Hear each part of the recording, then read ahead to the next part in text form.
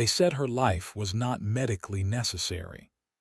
That was the line, printed in cold corporate font, that turned Seraphina Washington from a patient into a warrior. The letter arrived on a Tuesday, a day that had promised nothing but the scent of damp earth and the quiet satisfaction of a garden tended with love. Sera was on her knees, her fingers deep in the soil of a bed she was preparing for new peonies. The garden was her sanctuary, her canvas, a sprawling ecosystem of stubborn life she had coaxed from a neglected patch of land behind her small brick house. Each plant had a story, each bloom a victory. Her hands, stained with the rich, dark soil, were the hands of a creator, an architect of living things.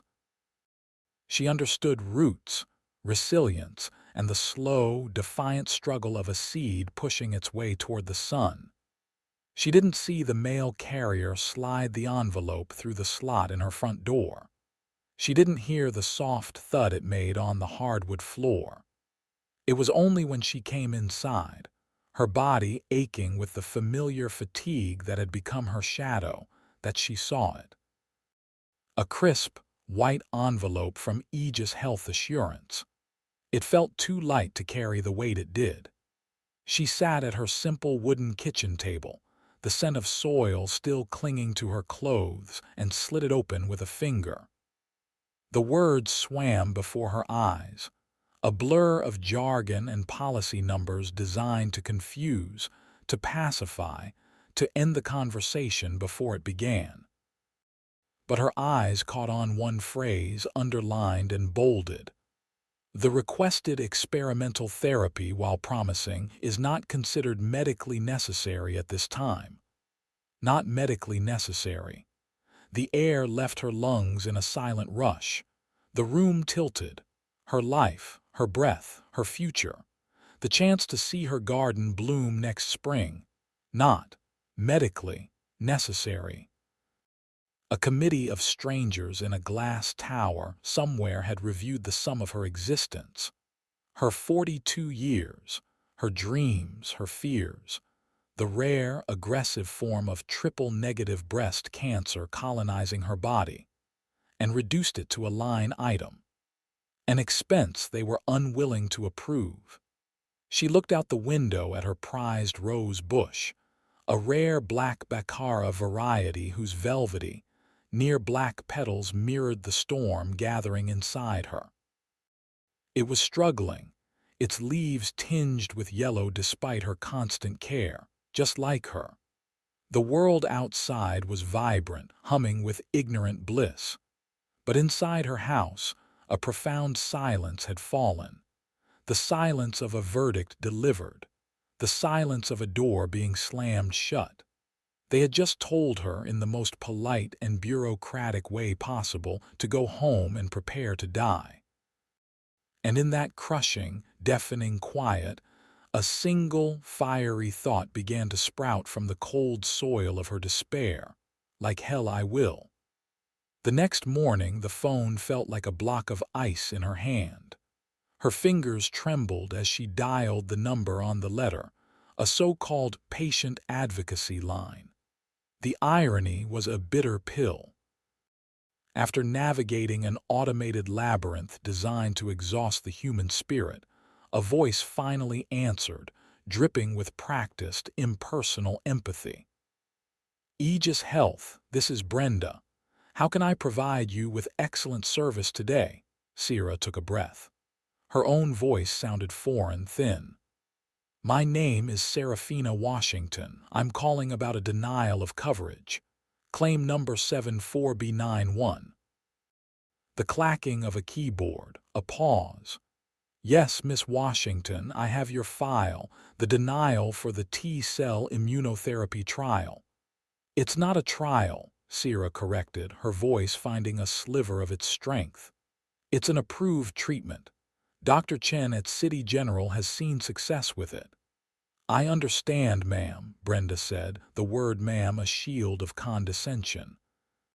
However, Our medical review board determined that the treatment does not meet the criteria for medical necessity under your current plan.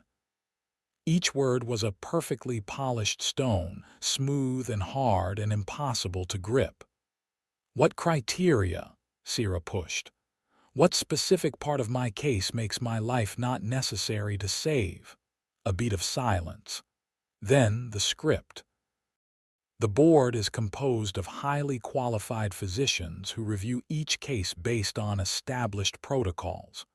The decision is based on extensive data and clinical guidelines. Did they review the data from Johns Hopkins? From the Mayo Clinic? Both have approved this exact treatment for patients with my exact diagnosis. Sera's research had been her only comfort the night before, a small candle in a vast darkness. We are not privy to the specific materials the board reviews, Brenda recited, her tone unwavering. The decision is final, final. The word was a guillotine. She froze. The kitchen around her seemed to fade. The ticking clock on the wall, the hum of the refrigerator, all of it muted by the ringing in her ears. Brenda, Sera said, her voice dropping to a low, dangerous calm. Are you telling me there is no appeal, no one else I can speak to? You can submit a formal written appeal which will be reviewed by the same board, but the outcome is unlikely to change. The same board. The same invisible, nameless executioners. Sera felt a cold fury rise from the pit of her stomach. It was a clean, sharp anger that burned away the fear. They weren't just denying her, they were dismissing her. They had built a fortress of policies and protocols, and she was expected to stand outside the walls and politely perish. Thank you, Brenda, Sera said, the words precise and cold. You've been very clear. She hung up before Brenda could offer another hollow pleasantry. She stared at the phone, her knuckles white. They had underestimated her. They saw a claim number, a diagnosis, a liability.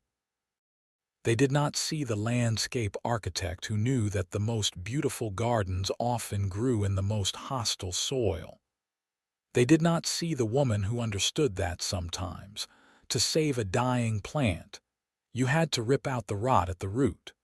She walked to the back door and looked out at her garden. The weeds had multiplied overnight, choking the life from her lavender. The black baccara rose bush drooped, its dark petals looking brittle. For a moment she saw not a garden but a reflection of her own body, invaded, weakened, and fighting a losing battle. The humiliation of the phone call settled in her bones, heavy and suffocating. They wanted her to feel small. They wanted her to give up. She closed her eyes, and for the first time since the diagnosis, she let a single tear trace a path down her cheek. It was not a tear of sadness. It was a tear of rage. Dr. Evans' office smelled of antiseptic and quiet resignation. He was a good man with kind eyes that had seen too much suffering. He looked at Sera from across his desk, her file open between them. The space was filled with the unspoken. "I'm sorry, Sera," he said, his voice gentle. "I've seen this before with Aegis. They're notorious for denying experimental treatments, especially ones this expensive." "It's not experimental anymore, James," she replied, her voice taut. "It's working for people. I found 3 case studies online last night. 3 women, same cancer, same stage, all in remission after this therapy." She slid a printed sheet across the desk. He glanced at it, his expression weary. "And their insurance," Sera's jaw tightened, "not Aegis." She didn't need to say what else was different about them. The pictures on the screen had been clear. They were all white. Dr. Evans sighed, leaning back in his chair. "We can file the appeal. We'll load it with every piece of supporting evidence we have. My notes, the latest research, the peer-reviewed articles. But you need to be realistic. It's a mountain, Sera. And in the meantime, we need to consider other options. A more aggressive chemo regimen, perhaps. More aggressive poison. More sickness, more hair loss, more days when she couldn't even lift her head from the pillow, all for a statistically lower chance of survival. It felt less like a treatment plan and more like a surrender. He was telling her to accept the path they had chosen for her, the path that led to a neat and timely end.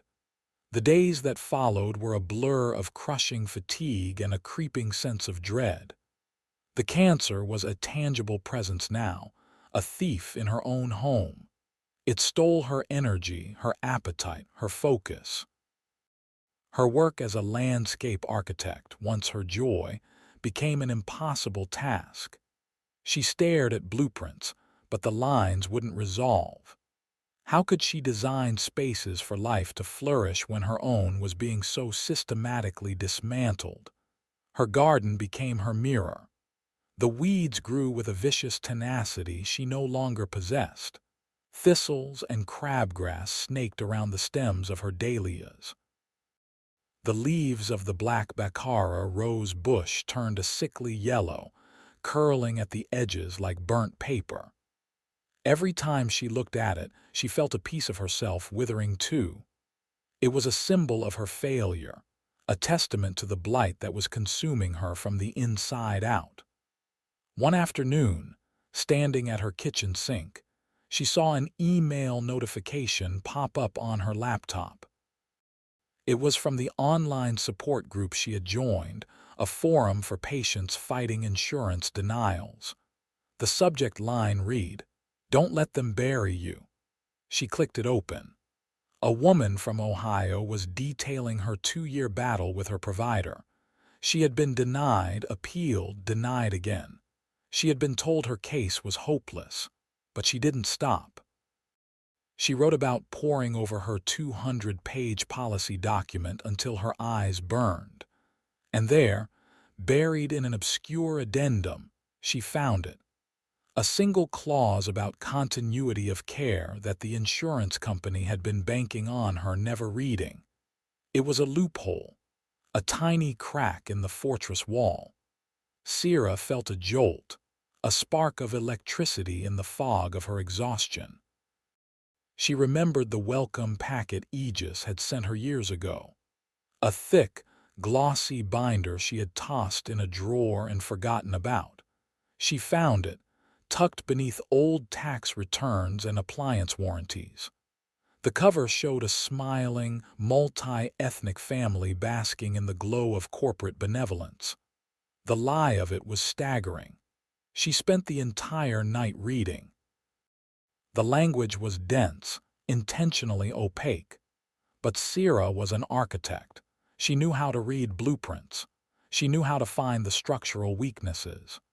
And as the sun began to cast a pale, gray light into her kitchen, she found it. Section 14, subsection C, paragraph 2. A provision for peer-to-peer review with an external specialist in cases of rare disease.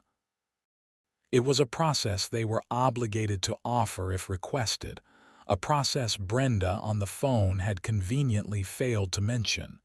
It wasn't a guarantee, it wasn't a cure, but it was a tool, it was a weapon. For the first time in weeks, she felt something other than despair.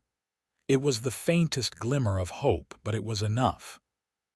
She put on her gardening gloves, walked out into the overgrown chaos of her backyard, and with a grunt of effort, pulled a single, stubborn thistle from the soil around her rose bush. The thorn pricked her through the leather, a sharp sting of pain, but she smiled. It was a start. The discovery of the loophole was the first stone in the foundation of her fight. Sierra knew she couldn't do it alone. The fortress of Aegis Health was too vast, its walls too high. She needed allies. She needed an army. Her first call was not to a lawyer but to a local news station.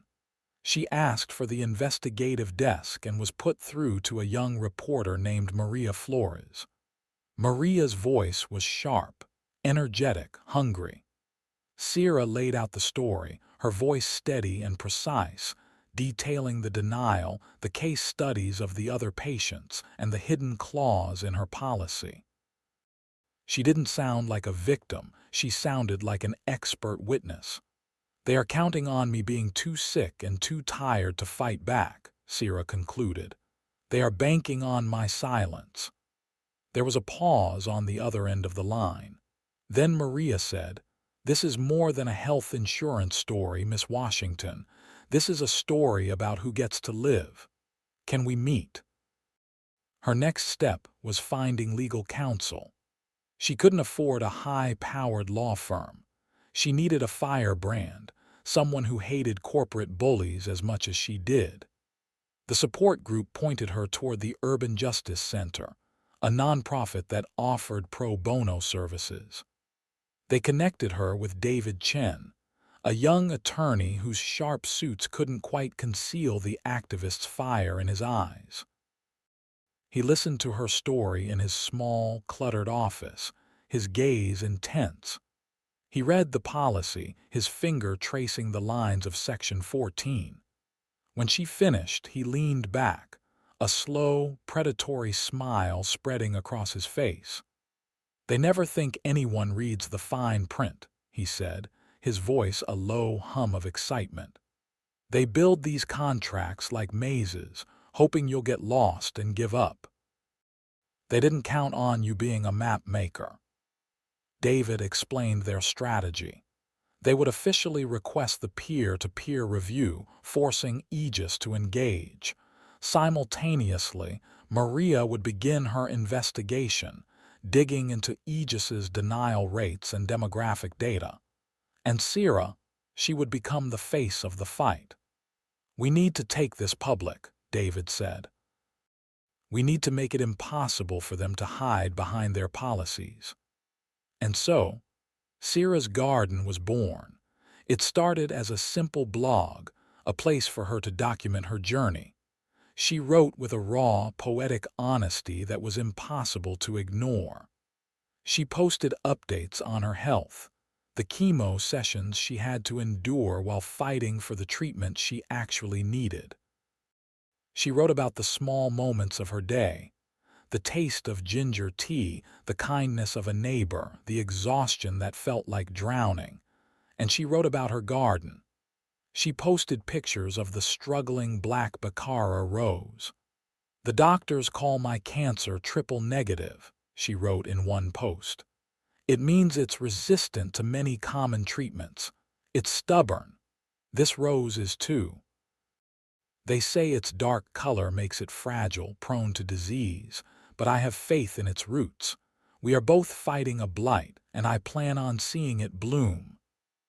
The blog took off. Maria's news station ran a short segment on her story, directing viewers to the blog. People started sharing it. Comments poured in from all over the country. Other patients shared their own stories of denial. Nurses, doctors, even a few disillusioned insurance employees sent her private messages of support. "Let Sierra Grow" began trending in their city. Aegis Health felt the tremor. They responded with a cold corporate statement about their commitment to patient care and the difficult decisions they had to make to ensure affordability for all their members. It was a masterclass in saying nothing, and it only fanned the flames. The small wins started to accumulate, each one a stone dislodged from the fortress wall. The peer-to-peer review was scheduled. An anonymous source from inside Aegis leaked a memo to Maria Flores, detailing a new internal metric that rewarded case managers for efficiently closing appeals, a euphemism for getting people to give up. David Chen filed a formal complaint with the state insurance board, citing bad faith practices. Sierra felt a shift inside her. The fatigue was still there, a constant companion, but it was now laced with adrenaline. She was no longer just a patient fighting for her life. She was a general, marshaling her forces. Every blog post was a strategic maneuver. Every media interview was a salvo. One evening, after a grueling chemo session, she went out to her garden. It was still a mess, but there were patches of progress. The lavender was starting to recover. A few new buds were visible on her dahlia stems. She walked over to the black baccara rose. Its leaves were still yellowed, but at its base, a tiny new green shoot was pushing its way up through the soil. She knelt down, her fingers tracing its delicate form. It was a sign, a promise. Life, in its quiet, stubborn way, was refusing to be denied, and so was she. The fight was far from over, but for the first time she could see a path through the wilderness, not just for her, but for everyone who had been told their life was not worth the cost. The pressure mounted. Maria Flores's investigative reports were becoming a local sensation, painting a damning picture of Aegis health. The hashtag Let Sera Grow had been picked up by national patient advocacy groups. David Chen was relentlessly hounding the state insurance board. Finally, Aegis blinked. They didn't approve the treatment. Instead, they offered a final review meeting, a video conference with the board itself. It was a calculated move, a performance of due diligence designed to quell the public outcry. They would listen, feign sympathy, and then uphold their original decision, armed with the defense that they had given her every opportunity. They were bringing Sera into the heart of the fortress, convinced its walls were still impenetrable. The day of the meeting, Sera was physically weak but spiritually incandescent. She sat at her kitchen table, the same table where she had read the denial letter weeks ago. This time, she wasn't alone. David was beside her, his laptop open. Maria was there too, camera off but recording everything. Sera wore a simple, elegant scarf over her head, her face pale but her eyes blazing with a cold fire. On the screen, 4 faces appeared in 4 sterile boxes. 3 were doctors she didn't recognize. The 4th was a man in a crisp suit, his expression a mask of detached authority. A small banner identified him as Arthur Harrison, Executive Vice President of Risk Management. He was the architect of the maze. Harrison began, his voice smooth and polished. "Miss Washington, we appreciate you taking the time to speak with us. We want to assure you that we have thoroughly reviewed your case. This is an opportunity for you to provide any additional context you feel might be relevant." It was a trap, an invitation to make an emotional appeal they could easily dismiss. Sera didn't fall for it. "Thank you, Mr. Harrison," she said, her voice clear and steady. "I don't want to talk about my feelings. I want to talk about your facts." She held up the files she'd compiled. "I have here the case file for a patient named Catherine Miller from Ohio. Same cancer, same stage. Aegis approved her for this exact treatment last year. I also have the file for Emily Shaw of Pennsylvania, approved, and Sarah Jenkins of Virginia, approved. Their treatments were successful. They are alive today." She looked directly into the camera, into Harrison's eyes. "So my question is simple. What is the material difference between my case and theirs, Mr. Harrison? My prognosis is identical. My doctor's recommendation is the same. The only variables I can see are my zip code, my income bracket, and the color of my skin. Can you please clarify which of those factors Aegis considers medically relevant in its decision-making process?" The air crackled. The 3 doctors on the call shifted uncomfortably. Harrison's mask of composure tightened, but a flicker of irritation flashed in his eyes. "Miss Washington," he began, his tone condescending, "our decisions are based on established protocols and proprietary risk assessment algorithms. not sentiment. I can assure you demographics play no role. Is that so? David Chen leaned into the frame, his voice cutting like a razor. Then perhaps you can explain this. He shared his screen. An internal Aegis email appeared dated 6 months prior. It was from Harrison's office. The subject line, High-Risk Appeals Mitigation Strategy. The body of the email outlined a new protocol. Appeals from patients in certain, statistically less compliant demographics were to be flagged. These flagged cases were to be subjected to additional layers of bureaucratic review, designed to create delays and encourage patients to abandon their claims. It didn't explicitly say, deny Black people. It didn't have to. The data maps attached made it brutally clear who lived in the flagged zip codes. This email, David said, his voice dangerously quiet, was provided to us by a whistleblower within your own company. Someone in your IT department who believes that risk management shouldn't mean sentencing your customers to death. Harrison's face went white. He stared at the screen, speechless. It was the look of a man watching his fortress crumble around him, stone by stone. "And one more thing, Mr. Harrison," Maria Flores said, suddenly turning on her camera. Her face appeared in a new box on the screen. "My name is Maria Flores with Channel 8 News. We are live streaming this meeting to our station's website. 200,000 people are watching you right now. The feed is also being broadcast on the Let Sera Grow hashtag, which is currently the #1 trending topic in the country." Chaos. Harrison lunged for his mouse, trying to end the call, but it was too late. The chat on the live stream exploded. The company's stock ticker, which a producer had cleverly superimposed on the screen, began to nose dive in real time.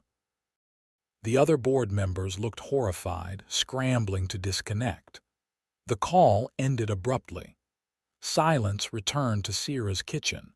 But this time, it was not the silence of defeat. It was the stunned, electrified silence after a lightning strike. Sera looked at David, then at Maria. A slow, weary, triumphant smile spread across her face. Her phone rang less than 10 minutes later. The caller ID showed a blocked number. She put it on speaker. A panicked, frantic voice, a woman who identified herself as the senior VP of member relations, poured through the receiver. "Miss Washington, Seraphina Washington. There seems to have been a terrible, terrible misunderstanding, a clerical error. We are so sorry. Of course your treatment is approved." "It was approved this morning. We are expediting everything. We are here to help." Sera listened, her expression unreadable. She let the woman finish her stammering, desperate speech. Then she said 2 words, "I know," and she hung up. Months later, the garden was a symphony of color and life. The peonies had bloomed in riotous bursts of pink and white. The dahlias stood tall and proud. The air hummed with the buzz of happy bees. And in the center of it all, the black Baccara rose bush was magnificent. It was covered in dozens of deep, velvety, near-black blooms, each one a testament to the life that refused to be extinguished. Sera, her hair growing back in soft, tight curls, knelt in the soil. She was in remission. The treatment, once it began, had been swift and effective, shrinking the tumors with a ferocity that matched her own will to live. But her fight hadn't ended with her own victory. The fallout for Aegis Health had been catastrophic. Harrison and several other executives were fired. The state launched a full-scale investigation, leading to massive fines and a federally mandated overhaul of their appeals process. But more importantly, the story had sparked a national conversation. The Let Sera Grow Foundation, which she started with David and Maria, was now a powerful advocacy group, armed with a team of pro bono lawyers and a network of whistleblowers, helping other patients navigate the treacherous maze of the healthcare system. She looked at her hands, no longer just the hands of a gardener, but of a builder. They were strong, capable, and stained with the good, rich earth. A young woman sat beside her, her face etched with worry but her eyes full of a new, fierce hope. She was a recent referral, a woman from Detroit whose insurance company had just sent her a familiar-looking letter. Sera reached out and placed her hand over the woman's. "The first thing you need to know," she said, her voice warm and strong, "is that they are counting on you to feel small. They are counting on you to believe you are alone." She looked from the woman's hopeful face to the impossible beauty of her garden, a living testament to every battle won. "They tried to bury us," she said, a quiet, triumphant smile gracing her lips. "They didn't know we were seeds.